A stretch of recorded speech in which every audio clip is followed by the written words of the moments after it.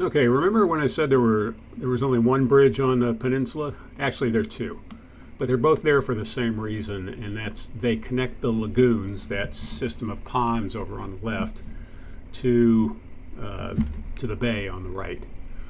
And you can get in on the other end of the lagoons on the first bridge and get out into the bay on this one.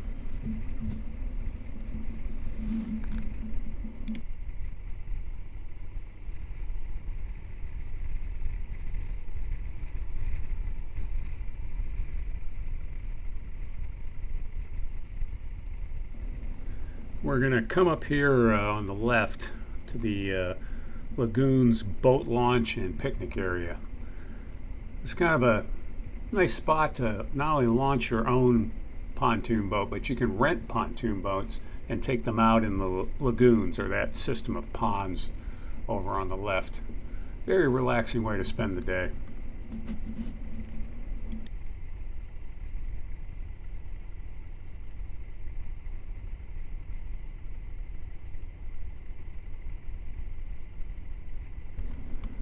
Okay, now we're going to complete our trip around Misery Bay. We're just coming up on this uh, reasonably tight turn up here. The bay's off to the right and the lagoons are off to the left.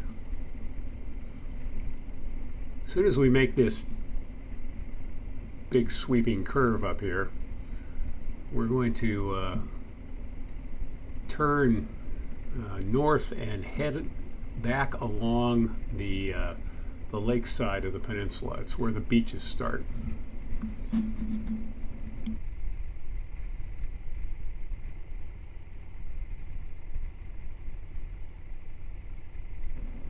I'm going to chop a little of this off or out until we get to beach 11. And now we're going to come up on the first of 11 beaches that comprise about 13 miles worth of beaches over the course. This one is the most unique, though, because it's protected by that the Gull Point extension there, and which forms Thompson Bay.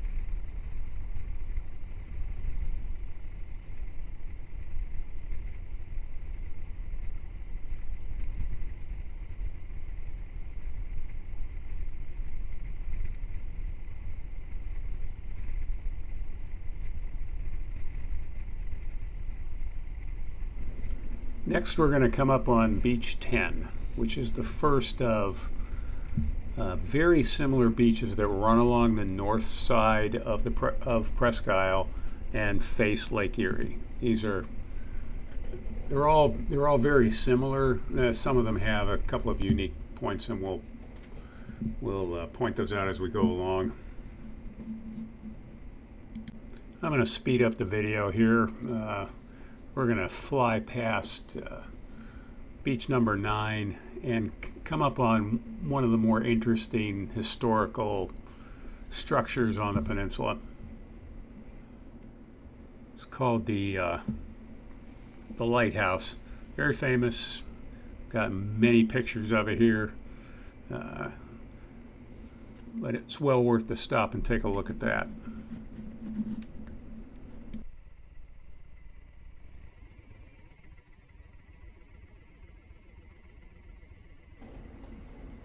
And coming up on the right is the Presque Isle Lighthouse.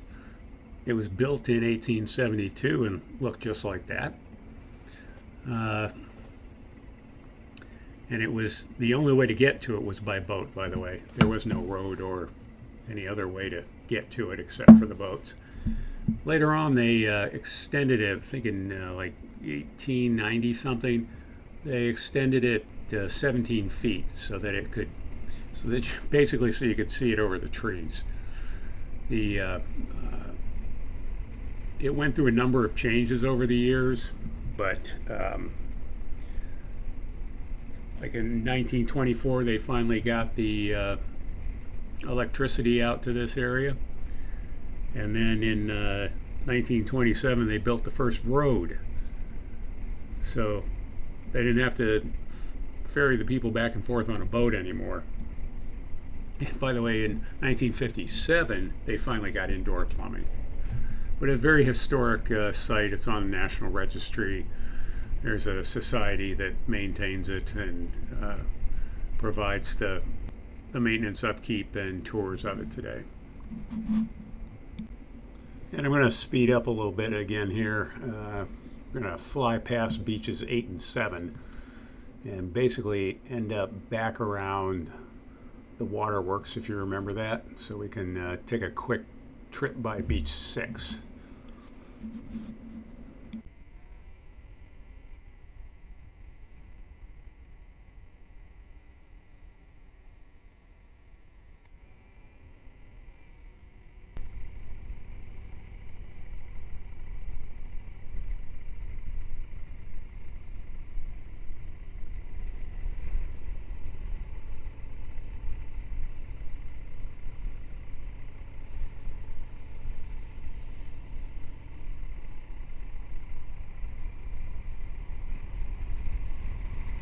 And here we are back at the waterworks. By the way, these trucks that you see now and then, just a fact of life in the summer. And I'll explain that a little bit when we visit Beach 6.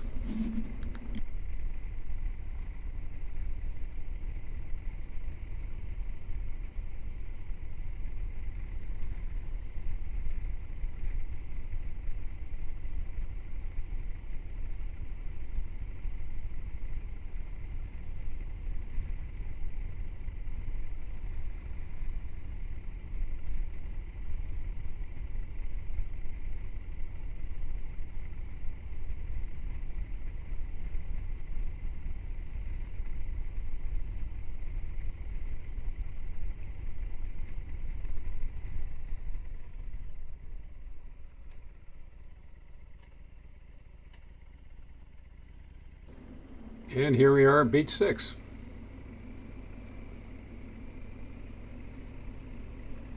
Most all of the beaches look like this, by the way. I don't know why, but I spent most of my time at Beach 6. Really can't remember much of the reason behind that, except over on the left from here is what used to be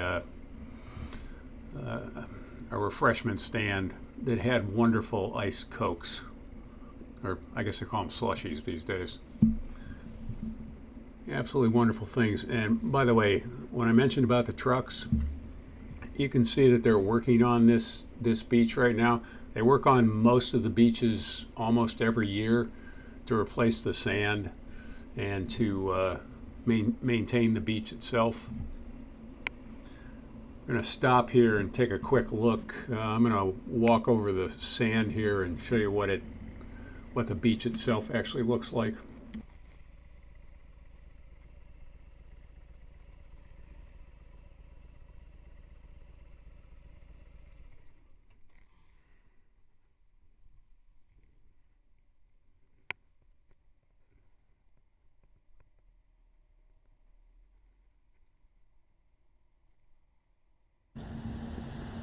This is by the way, I think it was a Wednesday, Presque Isle in the morning, so there weren't a whole lot of beachgoers on the weekend. This would be packed.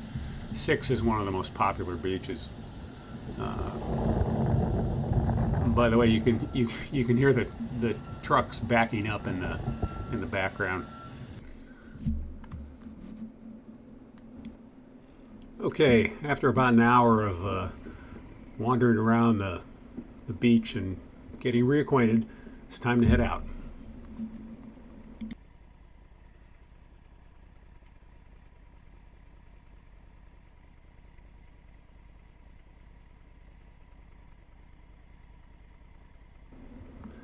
You'll notice I'm going to maneuver this bike fairly carefully here for the next little bit here while I'm on this sand.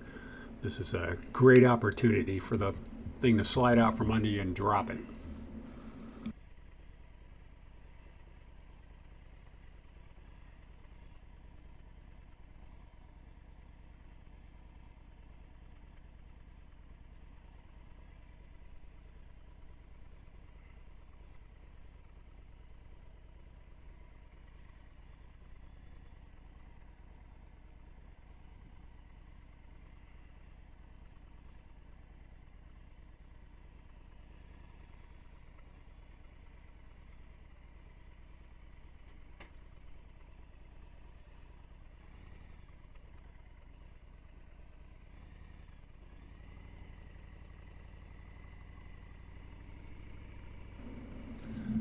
Okay, that building straight ahead of us is the combined concession stand, showers, bathrooms.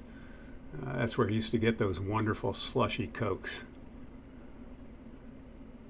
Not even sure if that's still open. Maybe just not opened yet this day, or maybe they just don't do that anymore. But anyways, here we go out back onto the main drag, and we'll do the rest of the peninsula. There's not a whole lot left here, but I'm probably going to do a bunch of speeding up the video here. It's because all the beaches along this stretch, 7, 8, 5, 4, 3, 2, and 1, they all look very similar. And you can't see a lot of them from the road, just that turn off into the beaches.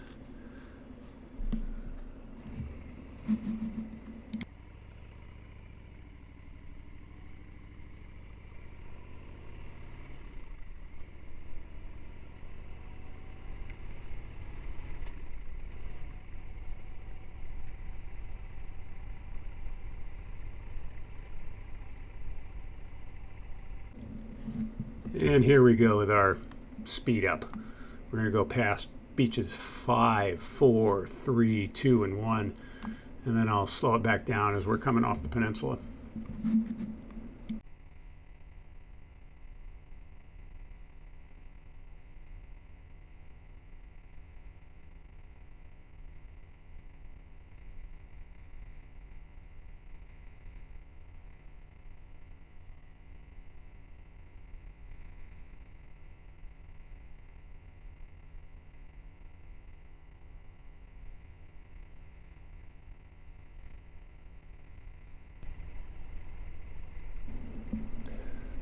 And I think around this next corner is the end of the peninsula.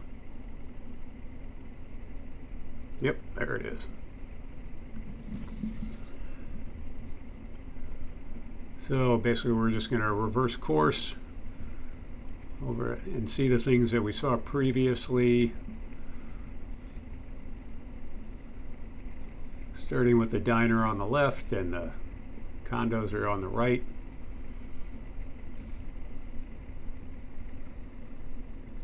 Just wanted to point out one thing.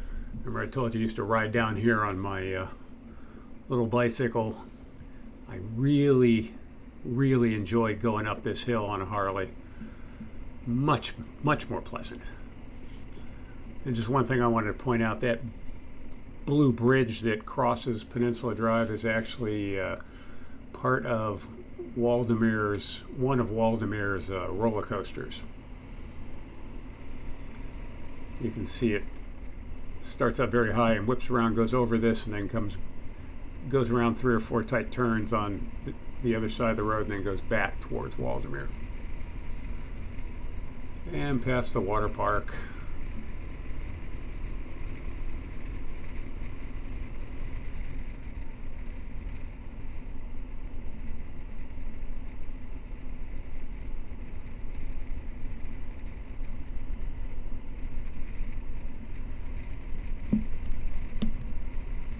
By the way, all this parking off to the right is for Waldemere's water park.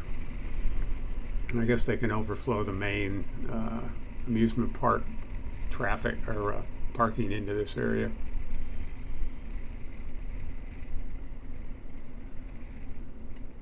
The one thing I didn't get to see on this trip that I would have liked to have is coming up on the right, and that's the entrance to the main Waldermere Amusement Park, which has been there. I have no idea when it opened, but probably in the 30s or 40s. It's been there a long time, and from what I can tell from YouTube videos I've looked at, while it's changed and they've got some additional rides and amusements that they didn't have, it's really very similar to what it was like when I was growing up here back in the 60s and the early 70s. And that's the sign right up there that's telling me it's not open today. Apparently they don't open on Wednesdays. And that's pretty much the end of the Peninsula tour. I'm going to continue down this road in another video, and hopefully I'll have that uploaded soon.